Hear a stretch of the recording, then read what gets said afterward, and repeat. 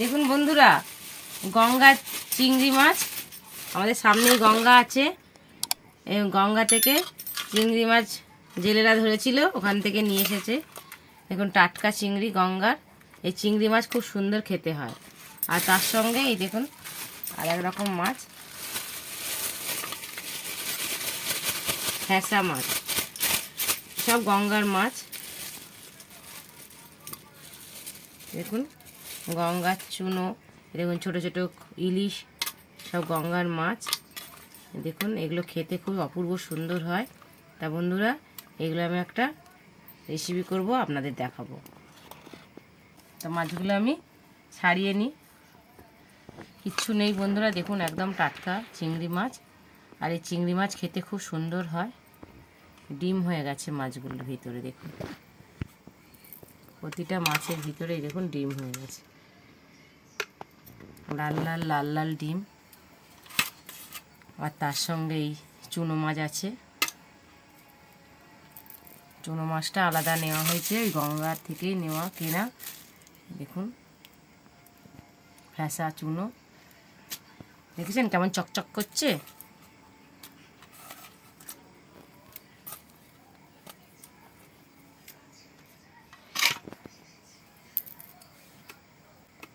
এই চিংড়ি মাছের খুব টেস্ট হয় বন্ধুরা।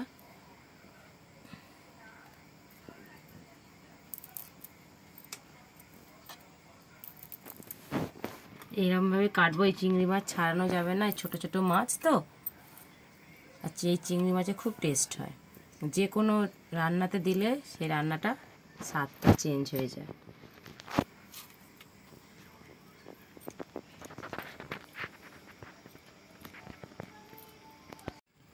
দেখুন বন্ধুরা, চিংড়ি মাছগুলো ছাড়িয়ে নিয়েছি। এই যে শুধু মুখের কাছে ওটাই বার করেছি।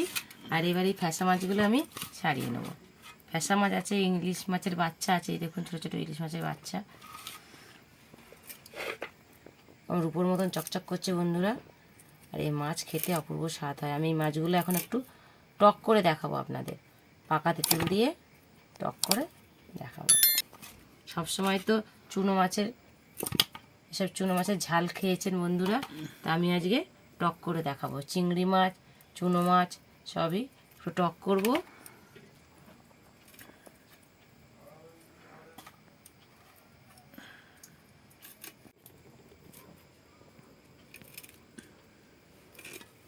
বন্ধুরা, আপনারাও যদি কোনো সময় পান এই সব মাছ, এরকম গঙ্গা নদীর মাছ, হ্যাঁ, তাহলে আমি যেভাবে টক করব আপনারাও ঘরে করে খাবেন, খেতে অপূর্ব স্বাদ হয়।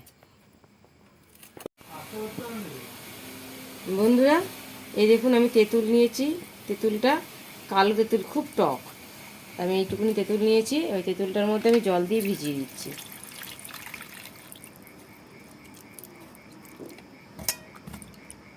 জল দিয়ে খানিকক্ষণ ভিজানো থাক, এই রান্নাটা আমি করব। বন্ধুরা, আমি দেখুন এই চিংড়ি মাছ আর এই ফ্যাসা মাছগুলো নিয়েছি, নিয়ে এবার টক করব। আপনারা দেখুন আমি কীভাবে করি। কড়াইতে আমি সর্ষের তেল দিলাম।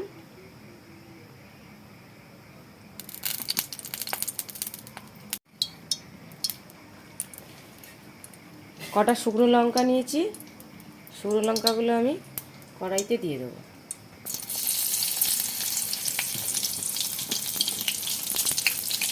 আর দেবো একটু পাঁচফোড়ন, নিয়েছি, এটা আমি দিয়ে দিলাম।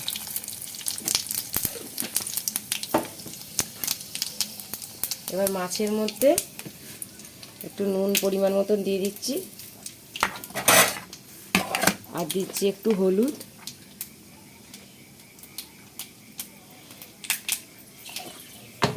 একটু মাছটা মাখিয়ে নিই।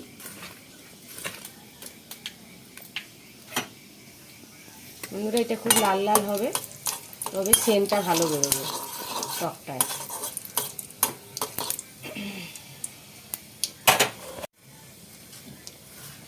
এবার এই মাছগুলোতে নুন হলুদ মাখিয়ে নিচ্ছি, মাছগুলো আমি আগে দেবো।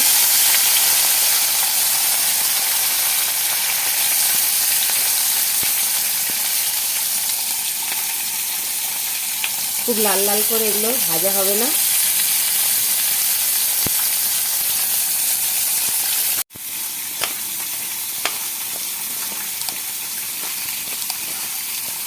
বন্ধুরা মাছটা দিয়ে দিয়েছি, মাছটার উপরে আমি চিংড়ি মাছগুলো দিয়ে দেবো।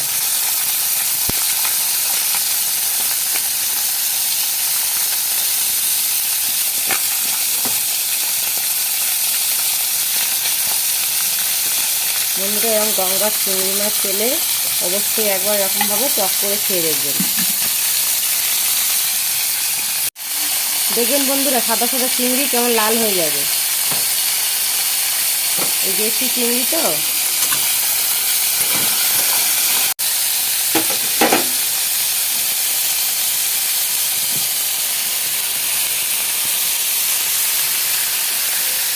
নদীর গঙ্গার চিংড়ি মাছ পেলে আপনারা অবশ্যই অবশ্যই এরকমভাবে টক করে খেয়ে দেখবেন। দেখুন বন্ধুরা মাছটা কিন্তু খুব লাল করে ভাজছি না, কিন্তু তবু কেমন লাল লাল হয়ে গেছে, দেখুন কালারটা কেমন চেঞ্জ হয়ে গেছে। গঙ্গার চিংড়ি এটাই এই সাদা চিংড়ি মাছ কেমন লাল হয়ে গেছে। ভালো করে করে মেখে দিয়ে দেবো। এরকম করে ভালো করে শুকতে নিয়ে আর এগুলো ফেলে দেবেন। তারপরে মধ্যে দিয়ে দেবেন।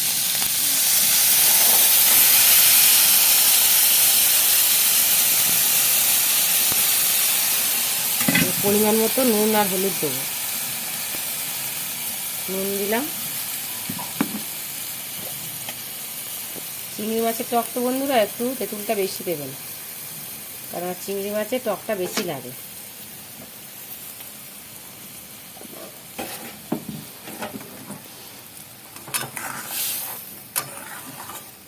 এরপর একটু চিনি, যদি কেউ খান মিষ্টি, আর একটু মিষ্টি দিলে ভালো হয়। তেঁতুলের টক তো বন্ধুরা একটু চিনি দিলে ভালো হয়। বন্ধুরা আমি একটু চিনি দিলাম।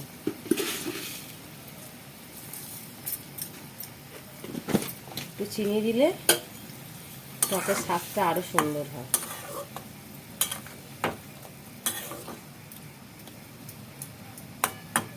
যত টক ফোটাবেন তত টেস্ট হবে। ওই টকটাকে ভালো করে টকবক করে ফুটিয়ে নেব।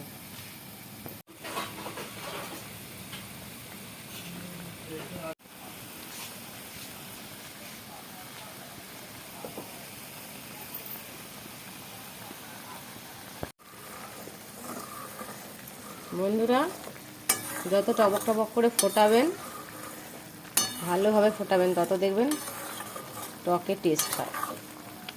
যত সেন্ট বেরোবে ফুটিয়ে ফুটে তত দেখবেন টকে টেস্ট হবে। আর চিংড়ি মাছের টক বন্ধুরা যেদিনকে করবেন সেই দিনকেই খাবেন না, পরের দিন খাবেন, দেখবেন টেস্ট দেখবেন। গরম ভাত দিয়ে খাবেন।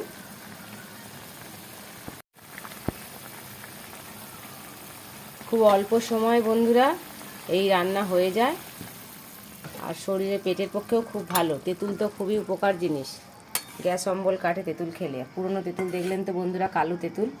এবার আমি নামিয়ে নেব।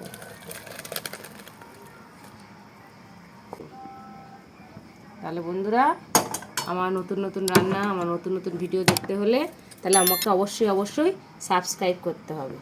তাহলে দেখা হচ্ছে বন্ধুরা নেক্সট ভিডিওয়ে।